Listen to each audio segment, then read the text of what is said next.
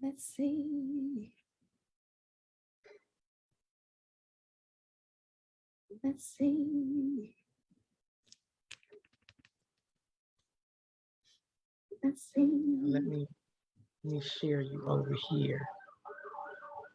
Let's see. Let me share you over here. Let's see. Let me share you over. Make sure you mute your Facebook too, Shaundra. Okay. Make sure you mute your Facebook too, Shaundra. Okay. Make sure you mute your Facebook too, Shaundra. Okay. Make sure you mute your Facebook too. Boom. Got that one. We're done with that. We're done with the echoes. We're over. Let's see.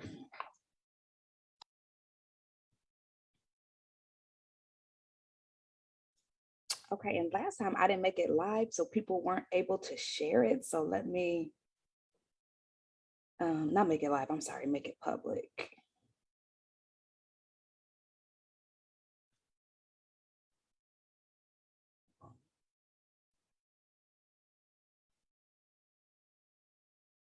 All right, I think we up in this thing. Let me put this down. I think we up in this thing. I think we didn't tag the duff, did this, change this. I think we good. Oh, I can't hear you. Oh, you on mute. Okay, now I'm off mute. Here I am. Hello. Hello. Why are we acting like Sunday a whole Monday? We tripping. Like, okay. We tripping. It's feeling real Monday-ish, and I don't know what's going on, and I don't like it. Okay? I don't like it. It's feeling real Monday on this Sunday. It's feeling real Monday. Let's reduce all of the things so we can get in the right space. Could you see it on let me just open up.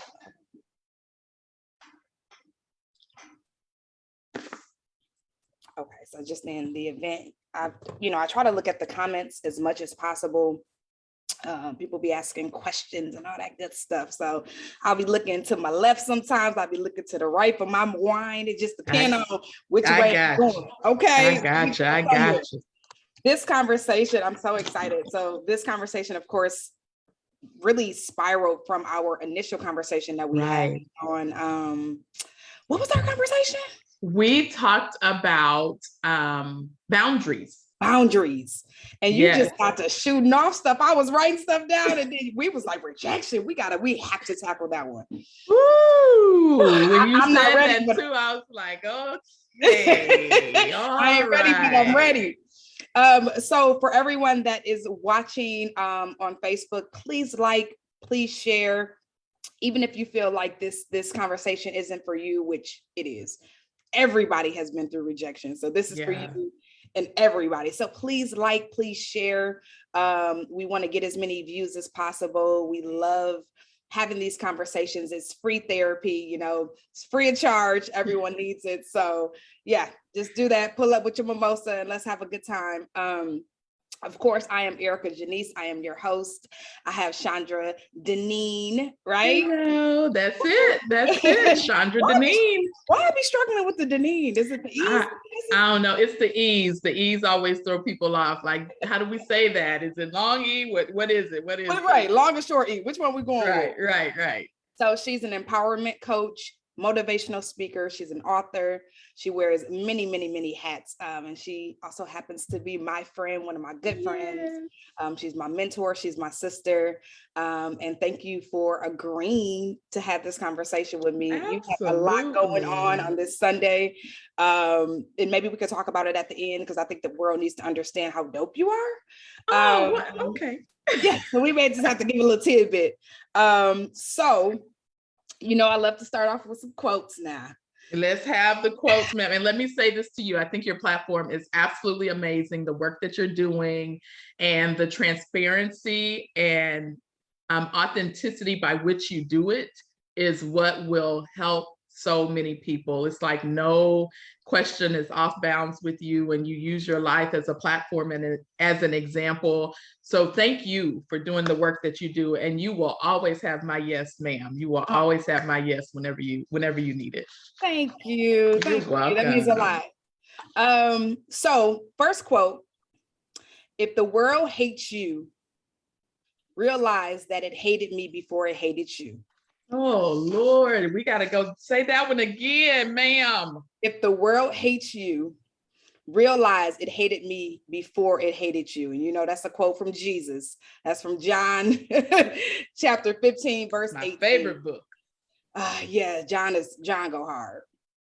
But I think it was extremely powerful because it's this illustration of, if you didn't think that you're going to go through some stuff, they hated me like for 33 years and killed me. Like, you are bound to be rejected. So we already know Jesus was hated, he was mocked, he was rejected. So if he has to go through it, we for doggone sure gonna go through it. Absolutely.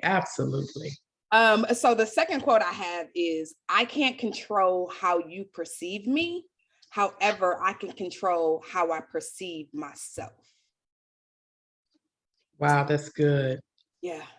And I only normally do 2, but I went to church today and it was all up in my business. The pastor said, God does his best work in what we perceive to be the worst situations. So God does his best work in the situations that we perceive to do or be the worst. And I think that is such a great tone for rejection, right? Absolutely. He tells us where we are weak, it's where he is strong. So it's almost in our weakest moments, our most vulnerable moments, that he shows himself strong in our lives. So yeah. Absolutely. Yeah. So let's jump into it. What does rejection mean? Okay, so let's talk about the Webster's definition of a rejection. And I'm looking down because I wrote a few notes here. Yes. But just in short, it's dismissing or refusing a concept. So dismissing or refusing. Okay, so if we sit in that space, dismissing or refusing, when someone seems to not care about my feeling, when someone refuses to see my viewpoint, that's where that definition comes into play into our everyday life. What does rejection mean in my everyday life? It means dismissing or refusing what we have to offer, what we're trying to give, what we feel is important. So that's where we start at a baseline definition. Okay. Do you agree with that one? With the Webster? Absolutely. I do agree with it. 100%. And there's actually a psychological or a diagnosis in the psychology world that goes along with that. And when I was reading, preparing for this, it's called rejection sensitive dysphoria. Ooh. So it actually is the dismissing and the refusing, or the perceived. That word is what makes the difference. The perceived dismissal or refusing of your what you're trying to offer, it impacts our mind. So rejection is huge. It plays a huge part in how we move throughout every day. Yeah. So rejection occurs in many different contexts. We know that, right? Right. Let's discuss what types of rejections that most people will experience in a lifetime. So, women are my gold nuggets. I always say, because that's where I live. I am one, and I study women, and I believe that rejection impacts women a little bit differently than it impacts men. When a male is rejected, or when a man is rejected, it impacts his pride. It impacts him at the core of who he is, because a man is created to protect, provide security, all those good things. And when any part of what makes him a male at his core is rejected, that takes him in one direction. When a female is rejected, it starts to tear down her self-esteem. It starts to impact her emotions, because we are very emotional beings. Women are just one big bundle of emotion. So rejection impacts our emotions impact everyone that's around us, how we move through every day, what we do, how we respond to certain things. So emotions, it's going to be, you're going to feel rejection is going to show up every way in every parts of life, all parts of life. Yeah. What type of feelings are associated with rejection? Oh goodness. So low self-esteem is one that comes to mind immediately. It starts to tear down at what makes you who you are. And I will use myself for an example. So when you told me what this subject was going to be, I'm like, oh Lord, she's making me face my own demons this morning, because I struggled with rejection. And I shared this in the previous session that we did. I was married for 20 years, been divorced for 8 years now. And coming out of a 20-year marriage, rejection was sitting right at the top of the list of all of the things you play over in your mind as to why this didn't work. Why did I go in this direction? Was I not good enough? And right now we hear that all the time. Everything is bombarding us with reminding us of we're good enough, we're enough, you're good enough, you're enough, you're good enough, you're enough.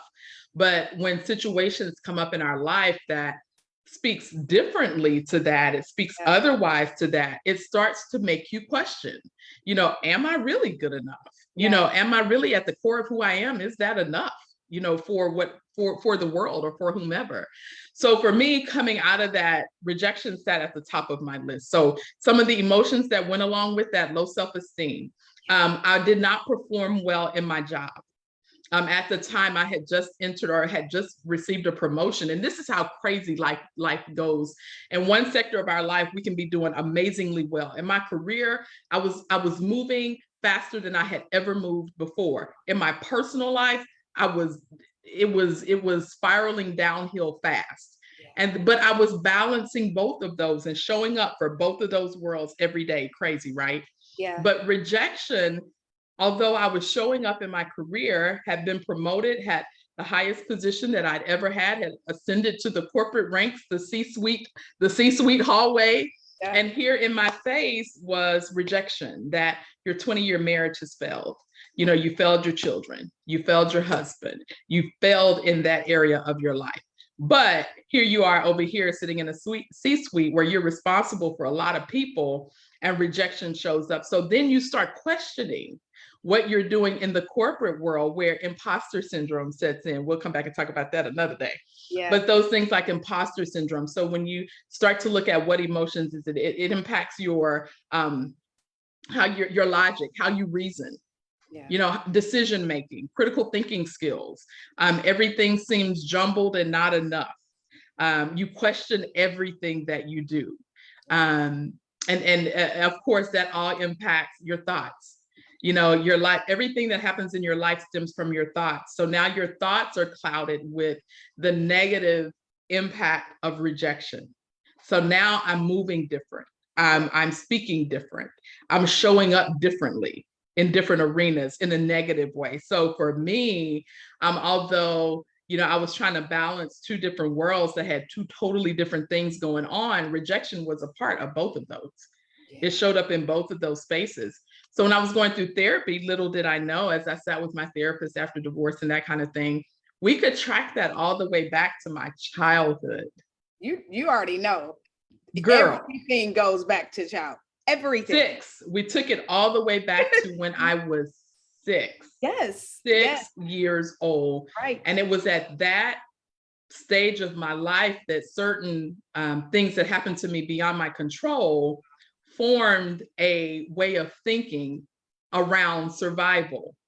So in order to not feel, in order for that thing to have happened in my life, I had to build around or create, let me say this the right way, create survival tactics around being accepted. That if I don't do this, then no one's gonna like me. Yeah. If I don't do this thing, then I'm not gonna be able to go back to the fun house where things are fun over there. Yeah. So I built survival around rejection.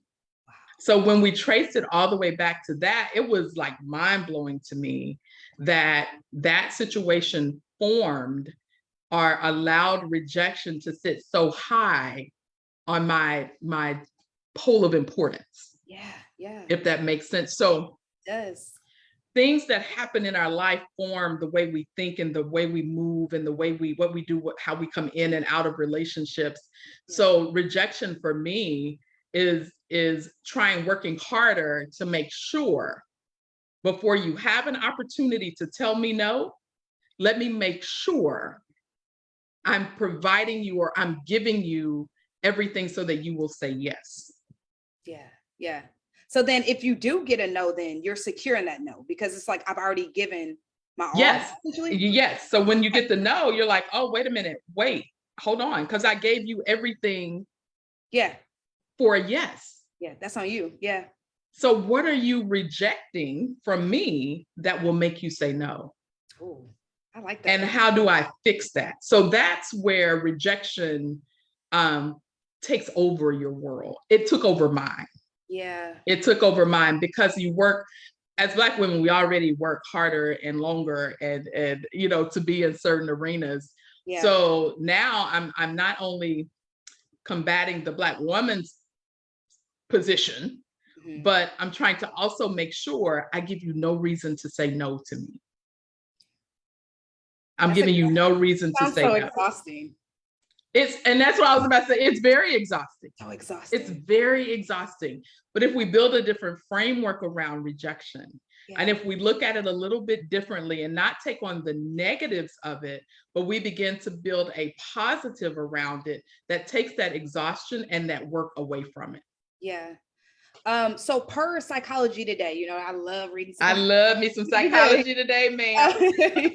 I will per psychology y'all to death. Rejection sends on a mission to seek to destroy our self-esteem. It's essentially what you were saying.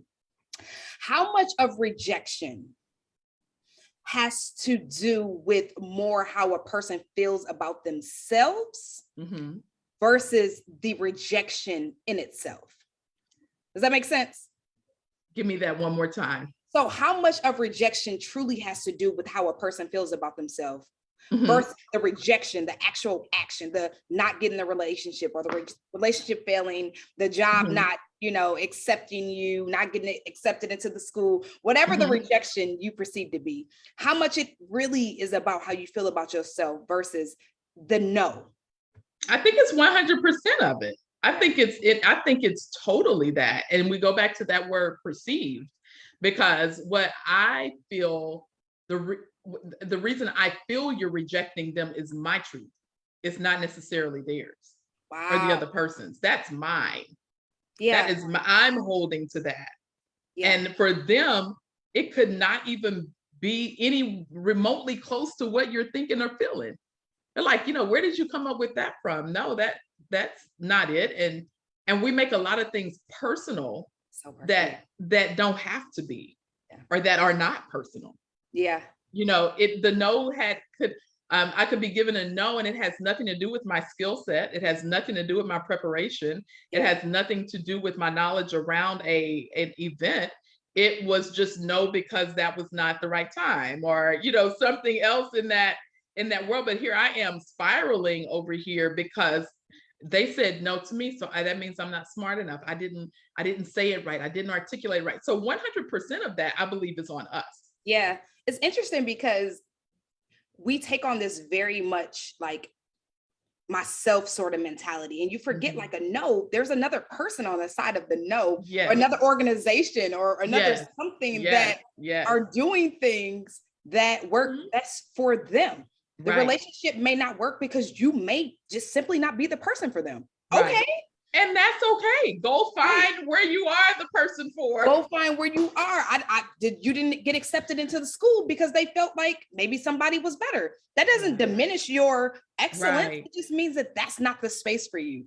And that's how we start looking at rejection. That is how we re-image it. But that takes work, and that takes a lot of work. That takes you being honest with yourself. My girlfriend, I love her, Kofi. Yes. Kofi tells me all the time, you have to live in your own truth, Shaundra. She is a truth sayer. Like, she lives and speaks in truth. Yeah. And she tells me all the time, you have to live in your truth. Your truth may not always be the same for the other person. You know, it might not, the other person might not operate the way you think they would based on your truth. Yeah. Does that make sense? Absolutely. So going back to rejection and how it's perceived and what I feel about myself and my truth, it's mine. Doesn't mean that the other person has to accept it. It doesn't mean that they have to make an adjustment to what they are looking for, or what they're requiring to match my truth. Yeah. I just got to find where my truth fits. Yeah. Yeah. And it's not everywhere. Somehow, It's not. somehow along the way, I think it goes back to childhood, but I will circle back to that. Mm-hmm. Matthew Hussey, he's a British YouTuber. I love him to death. He states that there's a thin line between insecurity. Mm-hmm. No one will ever love me. Mm-hmm. I'm not enough. Mm-hmm. How I show up to the world is not enough, right? So there's a thin line between insecurity and narcissism. Everyone has to love me. The N word. Yes. So there's a thin line between I'm not enough, but everyone should still love me, right? Right. And so why is it that we reject ourselves, but then somehow expect like things and people not to reject us to be like part of the deal, right? So like on one end, you don't even really accept yourself and you're rejecting yourself, but then if somebody else rejects you, it's a problem. What's the mix between the two? Ooh. He snaps. When he said that, I literally was like, oh my God, because people are super narcissistic. Like we hear the term all the time and we think of it as like, almost like this super, super negative bad thing. But the reality of it is all of us have a little piece of narcissism, right? Like you probably. Yeah, probably. The job didn't accept me. How dare they didn't? The relationship failed. What do you look at me? I'm amazing. I'm amazing, right? Yet on the so same, why wouldn't you want that amazing, the amazing me in your world?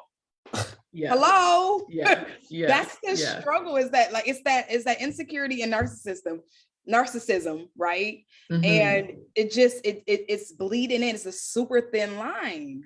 It is a super thin line, but I like the beginning of that where you were saying that we reject our own selves. So if there are parts of myself that I reject or that I don't own, a different, the opposite, if I'm rejecting it, that means that I'm not owning that part of me.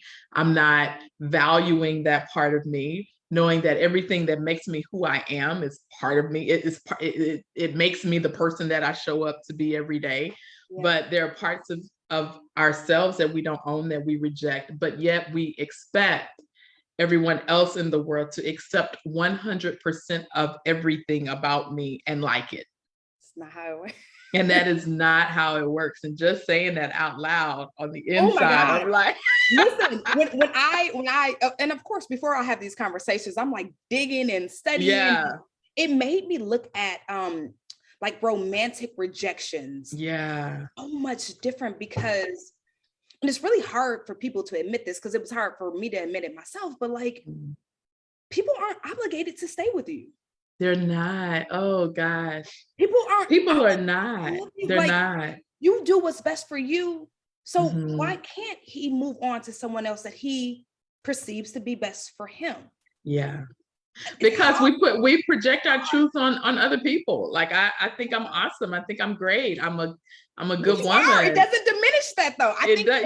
It doesn't diminish it. But it sure hurts like heck. It makes you question it, in a romantic situation. But again, just what you said, no one is obligated to, if it's not working for them, then allow them to move on and find what is working for them. And being okay to not take it personal. And again, I'll speak from experience, and I've been told this, that you make everything personal. This is not personal. This is not, I'm not speaking to you as the person. This is just where I am right now. But I will go into a tailspin a little bit of, but what did I not do right? You know, what did I say wrong? Yeah. You know, did I not do enough of this? Did I not do enough of that? And that's where you start to lose who you are. Yeah. You start to lose who you are, because then you move into the next situation trying to adjust who you are based on the previous relationship, when that had nothing to do with you, the person. It was just the choice of the one that's next to you. Does that make sense? It makes 100% sense. Yeah. So it's not me. And I've had to grow into that and grow into that space that it is not me. But it is hard, y'all. It is not. It's some work it's some work when you're dealing with rejection and building a reframing it, when you are reframing it so that it doesn't suck the energy and the life out of you. Because it took me some time there. You know, I'm like, this is like, how, what do you mean? No, you know, you're just in that space like, what are you talking about? Like, it's me. I'm the best. You know what the funny part is that I used to truly say and think that who's going to be better than me? I'm the most amazing person in the world. Like, that's that little narcissism that comes in, that thin line. It's that thin line between, yeah, you're saying that, but I didn't even really believe that. Yeah. So it's that. And so it's like having this authentic self-love for yourself, truly, and saying that I don't really care if they're better. That don't have nothing to do with me. Your choices, your choices, and I get to move forward with something or someone who truly wants to have me in that space. Right. And that's not easy, but it is possible. And I say, you know, coming out of divorce, rejection sat at the top of my list. So anything that anyone, what was my perceived rejection? Oh, you don't like me because what? Oh, okay, let me adjust that. We look at it with body image. You know, let me adjust my body so that I am accepted, versus mastering this body that we've been given, that you came here with, and taking care of that and making that look good. To someone, it's going to be accepted. To the right one, it's going to be accepted. That's that self-love that has to be there when you are re-imaging or reimaging rejection. It starts with you. It really does start with you. It starts with you.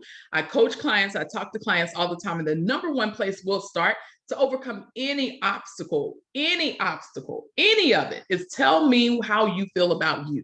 About yourself. How do you see yourself when you look at yourself in the mirror? And that sounds really simple, but when you look in yourself in the mirror, are you able to accept all of you? Yeah.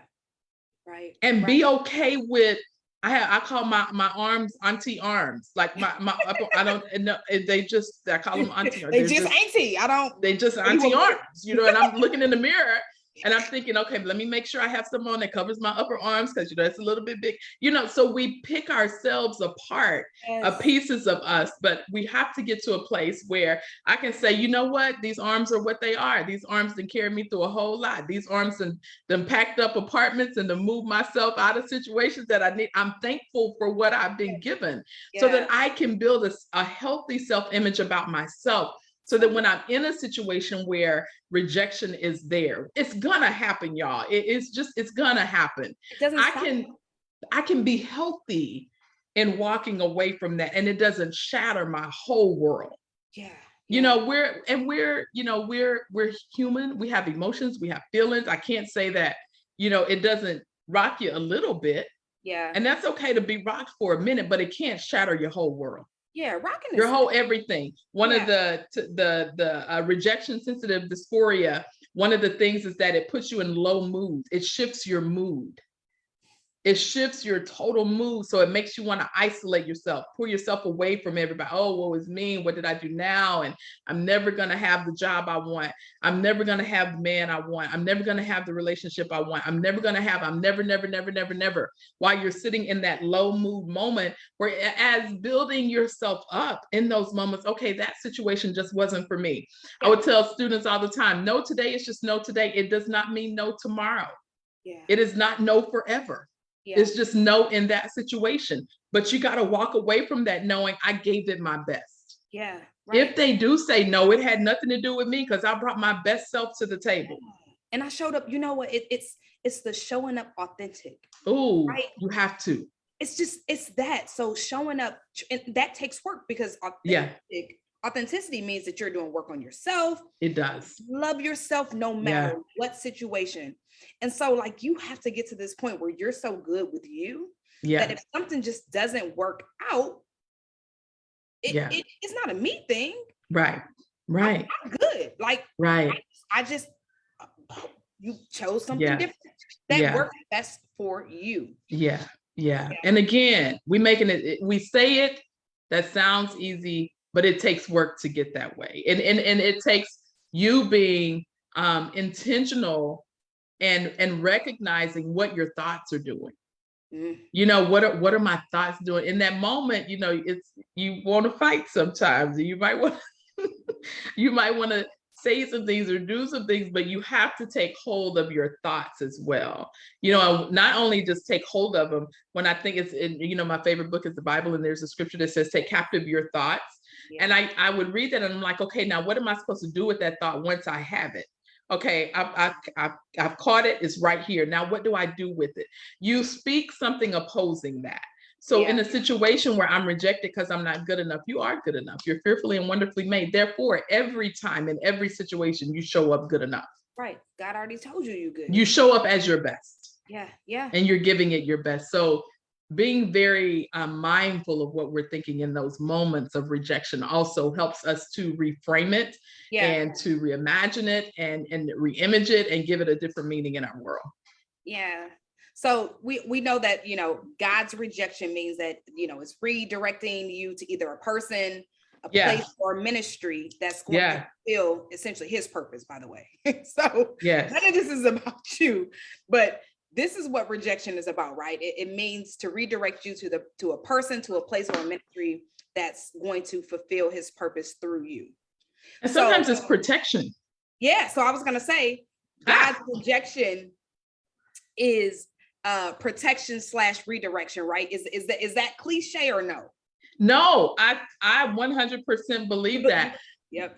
There are, you know, and I use my life as a platform for everything. But there have been situations that I've been in that I'm like, I really wanted that. Like, I really wanted that. And I did everything within my power to have that. I mean, I prayed. I did all the right things. I said all the right things. I made sure my thoughts were in alignment. I meditated on it. I prayed. I built affirmations around it. I mean, I did all of the things that I was supposed to do. I don't understand why that did not happen. Why did it not happen? And it never fails. Something will come up down the line that will show me that I was protecting you from a thing.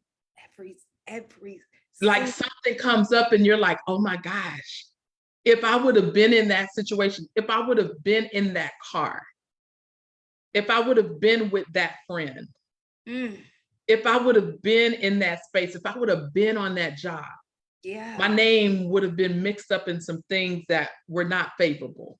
If I would have been accepted for that that opportunity, you know, it could have tarnished what is ahead of me in the future, because what we can't see and God can is what's down the line for us. Yes. Always. I don't know what's coming down the line for me, but he does.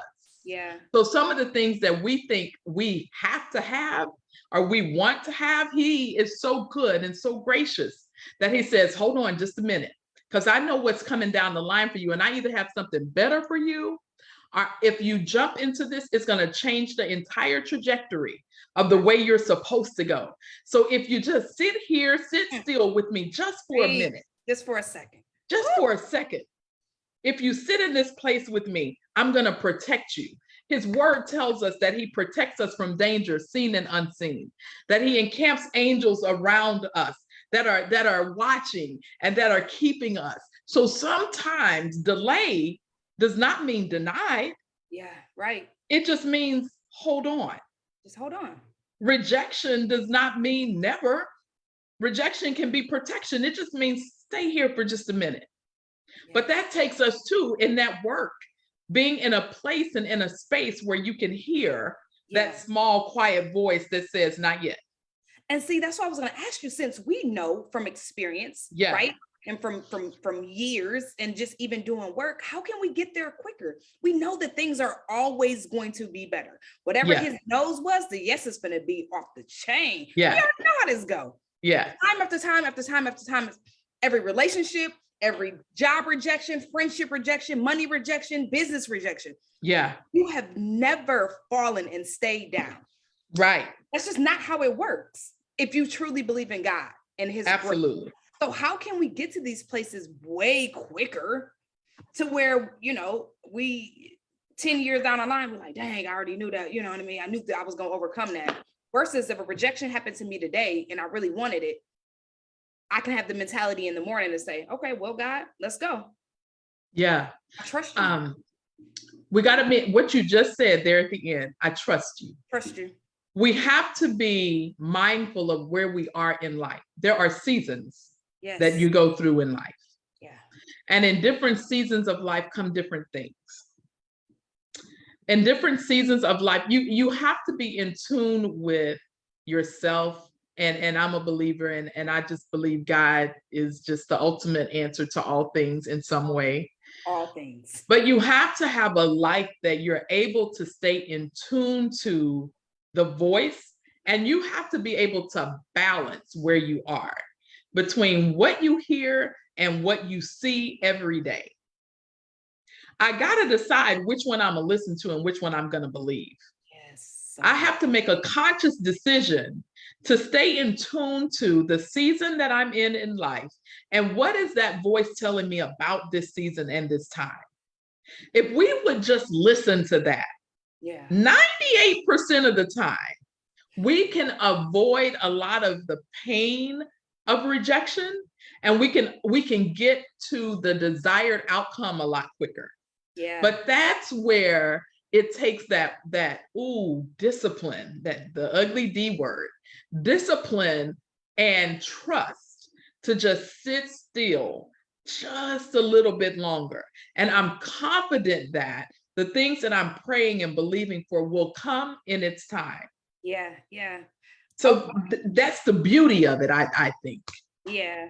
Over the last year, I have truly, genuinely incorporated this question that's been extremely transformational and powerful in my life, which is when things don't go my way, which happens a lot.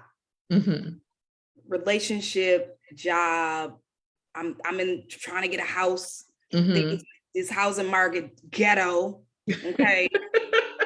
These interest rates bogus, right? But it's ugly right now. I've been setting myself up for 3 years. You understand what I'm saying? 3 years to get my other house. Me and Ryan, this is what I've been telling her, right? And so I have these things that I want, these goals, and I'm trying to reach them, whatever. But I always think about, what is God trying to teach me in this moment? Girl. So if I don't get the house, right? Because now I'm be 40 next year. That's my goal, get my house for my 40th. And like, I have all of this, you know, I'm just super structured, right? That's the tourist in me, whatever. That's just how my life is worked. But no matter how structured I am, God is still like, no. Like, stop. Right. So like, what is he trying to teach you in the rejection? That's really the question. It's not necessarily the loss of it, but because you can't do nothing about that. You can't. And I can speak for me. And this is what I, in this season of my life, believe that he is teaching me through rejection, and it is trust. I just had this conversation earlier today with the makeup artist. Actually, we were having this conversation of being in a season of trusting God, where you don't have any other option. You don't have any other options. You don't have any other options. And I've been a believer for a very long time, but this season of my life, is where I'm sitting right now, is where I have given all control to him to say, Yeah. I just don't know how to do it my way. And apparently my way has not worked. So in a season where I am fully, totally trusted. So rejection teaches me that it's not, I'm learning to not take it personal, but it's a setup for what's coming ahead. Definitely. It's nothing to me personally, because in this season, God's continued to provide. He's continued to open doors. He's continued to make connections and bring people in my life to help me and move me forward and those kind of things. So it's not me. You know what I'm saying? Right. It's nothing wrong with me. Right. So in that, when rejection shows up, I have to say, God, what is this? What are we, first of all, it's always thank you for whatever you're protecting me or preparing me for. Maybe I wasn't ready, because you walk into opportunities unprepared and you'll fumble it. Yes. And opportunities are not guaranteed to come back around again. Yeah. So sometimes rejection and sometimes the no is that you're just not ready yet. There's some other things that have to come to get you prepared and to get you right. For ladies that are seeking relationship, and you're praying for your husband and you're waiting for your Boaz and all the things that we say while we wait, that you gotta be ready for that before it shows up. So if it hasn't shown up yet and you feel that you're being rejected in that area, do some self-inventory. Am I ready? Am I ready for that? Because when the right one comes along, if you're not ready, you're gonna fumble it. You're gonna blow and he it. ain't guaranteed to come back around again. No. So in this season and in this time, that rejection is not personal. He didn't say no because you don't look a certain way or you don't. It's nothing to do with you. Let's stop making it so personal and start attacking ourselves because of what someone on the outside has done. Yes, that's so good. So let's stop attacking us. And in this time of rejection, be more mindful of, okay, but it's coming. Oh, yes. It's coming. I'm going to work on me. I'm going to get me together. I'm about to get my health together. I'm about to get my wealth together. I'm about to get my everything together, so that if relationship is what you're waiting on, when it shows up, you don't have a whole lot of getting it right to do. You don't have a whole lot of adjusting to do because you're prepared and you're ready. Getting prepared. That's so good. So in rejection comes opportunity. Oof. That's a word. In rejection comes opportunity. Yes. But you got to be open to it and you got to be ready for it and willing. Yeah. And opportunity only comes to those that's going to work for it. That's what I was about to say. It's opportunity where you have to, it's that mirror. It's that self-reflection. That's what it's about. It's about doing the work. If rejection hit, if that job loss took you out for weeks, forget the job. You got something you need to deal with. You do, because you've attached too much of who you are to that job. That job. Your identity is wrapped up in somebody else's dream. Every job or every corporation, every company was somebody's dream at one point. That part. So you're coming along to help them push their dream forward. No, nothing wrong with it. It's absolutely nothing wrong with that. But when that ends, if you're not certain of who you are, it can take you out. It can take you out because all of your identity is wrapped up in that. We've seen people that have taken their lives because there was a job ended, a relationship ended because they didn't know how to cope or how to move outside of that structure. Wow. So jobs come and go. But don't let it take you out. Don't wrap so much of yourself in that. Yep. You're good. It's nothing wrong with you, but there's another opportunity that is awaiting your unique gift. Yes. Your time was just done there. Your time was done there.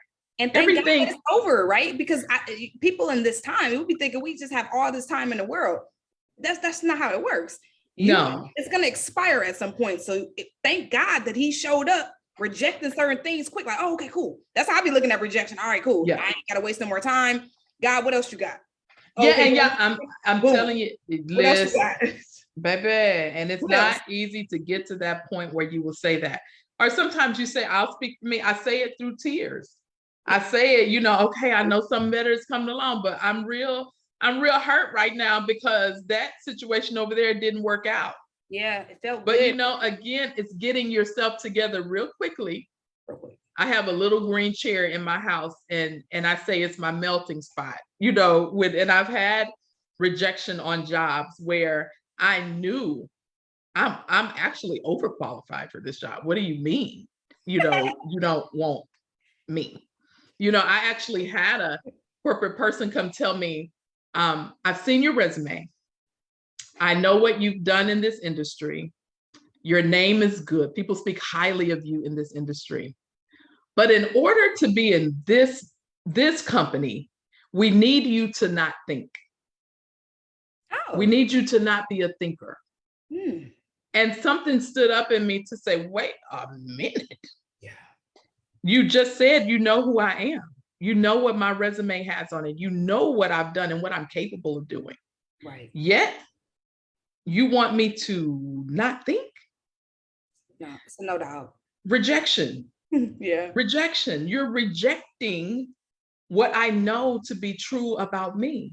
Yeah. I just wasn't a good fit for that organization. Cool. Didn't take away what the accolades of my resume. I just wasn't good for y'all. It didn't mean that it didn't hurt. I sat in my little green chair and had a little meltdown. Yeah. Had to go eat some pizza after that, and have a little glass of wine. That's fair. We didn't say take away the emotional part. We just said come back quicker. I had the meltdown and I did. Yeah. But I came back to myself. Yeah. To a point where I can say, okay, God, what's next? What is next for me? That no just meant that you have something better out there. Yeah. So be in tune to what you hear after rejection. After there's been a moment of rejection, what do you hear next? What do you hear after you get over the 24-hour meltdown? What are you telling yourself? Yeah, what are you? It's really not what they said. It's what you think about too. Yeah, take some inventory of you. Yeah, and feel it too, right? Be honest about your feelings. My therapist tells me all the time. Be honest with how you're feeling. Yeah. And so you feel like you're not enough. I'm not qualified. Yeah. I knew I wasn't as cold as in Excel like I thought I was. Yeah. Don't pull that out and woo. Right. It's important. Like tell yourself and then try to figure out ways to get better from that. Don't Absolutely. sit in it. Yeah. What are you telling yourself? Yeah, because you can't think either. Your creativeness of who you are and all of the things that are in you, because everyone was created with purpose, passion.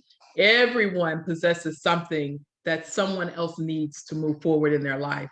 But when you're sitting in those spaces of rejection, of low mood and all the things, you can't think.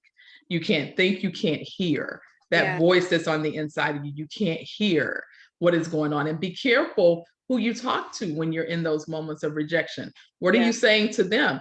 Because when you pulled yourself together and you done moved on, they're going to remind you. Remember when you lost the last job? Remember when the last relationship ended? Remember when he said this and you felt like they'll remind you of your past. So even in those moments of the emotional side of it, be very careful of who you're talking to. Yeah. And what you're saying out loud. Your words have power. Your words have power. And when you allow them to escape your mouth into the universe, it creates something. So weird. Yeah. It creates an energy that you're now either going to move with or try to move against. Yeah. So be careful in those moments what you're putting out there, what you're saying to yourself and what you're saying out loud. Yeah, that's good. So one last question. We talk about, childhood. I think every conversation I've had, by the way, this may be like my 7th or 8th conversation. Every conversation I have has always went back to childhood.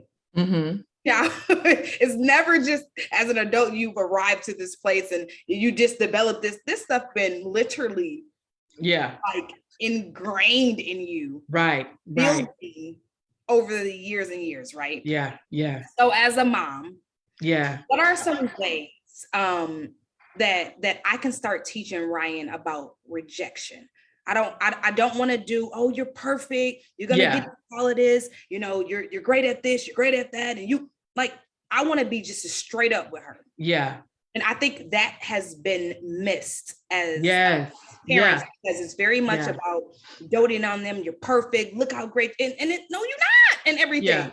Period. You're not. So what are some ways that I can start teaching her about rejection? Because she's 5. Some sense of rejection has happened that she's felt. But I want to teach her in a healthy way that you can use rejection to leverage confidence. How can you help her do that? A question that I don't think my parents ever asked me. Okay. No slight to them, but I just don't think they ever asked me this. How did that make you feel? When those moments of rejection come up and you know that you see it, talk about the feelings that are behind it. Yeah. How does that make you feel, Ryan? How did it make you feel when they did that? Yeah. Because then you know how to build confidence. You know what you're building. You know, sometimes we want to build what we think our kids need. Yeah. But sometimes we're just projecting our own stuff on them 100%. Instead of really listening to and observing and paying attention to what does that child need? You know, what do they need? Yeah. I needed someone at 6 years old to tell me that, no, you don't have to do that. Yeah. It's okay if you're not chosen. Right. It's okay if they didn't invite you over. Yes. It's okay if the birthday party happened and you didn't get the gift that you thought. I mean, I can play so many moments from the 6-year-old Shaundra that I wish someone would have said, how do you feel? How did that make you feel? Versus, you know, and we parent the best way we know to parent at the point that we're at. And even with my 2 kids, they're 7 years apart. My baby, I parented a lot different than I did my older son, because you just know better. You know better, so you do better, right? Yeah. So instead of chastising or rebuking the cry, the tears, stop all that crying. What you crying for? Don't nobody want to hear all that. Stop all that crying. Come on here. Instead of saying, okay, let's talk about why you're crying. How do you feel? And we gotta open up. And I'm not saying we're doing everything that a 6-year-old tells us, but you need to listen to them. You know, they very are smart. more in tune with themselves than we think they are. They're so smart. They are so freaking smart. I look at my grandkids that are 1 and almost 2 right now, and how they reason and their logic. And I'm like, man, kids are smart. They're smarter than we give them credit for. So as a parent, I would say, listen to how they respond to rejection. Yeah. Some kids naturally have a healthy esteem. So you don't always have to do a whole lot to build their self-esteem, but there could be other areas of their lives where rejection hits them. You know, so being present and being attentive to how they operate when rejection comes and how you communicate to them in those moments as well. Yeah, that's good. That's good. I wanted to just add that tidbit because I believe all that kind of starts at a young age. So it does. Let's build healthy children so we don't have so many hurt adults. Yes, so that's a word. Oh, we can do it. Yeah. Thank you for everything. Tell the people where they can find you. I'll put it in the chat when we're done, but where can people find you? Yes, you can follow me on all socials. I'm Life Coach Shaun D on Facebook as well as Instagram, Coach Shaun D1 on Twitter. My personal Facebook page is Shaundra Dineen, and everything just kind of melds together sometimes. So follow me either place and you're going to get the same energy either way it goes. Definitely. But you can find me there on socials. If you want to have a continued conversation, if you're looking for a coach, a guide, I'm all here for it. You know, at the end of the day, I help women navigate life. When life comes to the intersection of faith and spirituality and practical living, how do we balance that to move forward and live a fearless lifestyle? That's what I'm all about. That's what I do. That's what I love. So you can also email me at shaundwill@gmail.com, ShaundWill@gmail.com, and I would love to connect with you. Yep, and if you guys missed any of that, inbox me. I will get you. Because I had somebody, they was like, what's her email? So if y'all missed any of that, I'm going to put it in the chat, and I'll also just email me. Who was this lady on the live going? Yeah. Whatever. I will get you connected to her. So thank you guys for your Sunday. Great luck on what you got going on. I told Erika when I jumped on, y'all, this face is not, I don't just walk around with the beat face, but I'm in between hair and makeup. I'm actually shooting some content and video for an upcoming event I have in September. I will be in Las Vegas speaking at a conference there. Before that, September 28th, I'll be in the Woodlands at the WISE Women's Conference. Next weekend, I'll be hosting the Women Winning in Life Conference in Beaumont, Texas. So I'm doing some promo and video shooting today. So I did not want to miss this. I did not want to miss this conversation. So you caught me right in the between of each one of those things happening. So I'm off to finish recording for that. But thank you for the invitation, and thank you for the conversation. And like I said, follow me wherever you can find me, and good stuff. Yeah. All right. Well, thank you, everybody. Love you, Shaun. Have a love you too, babe. We'll talk soon. Thank you. Bye. Bye.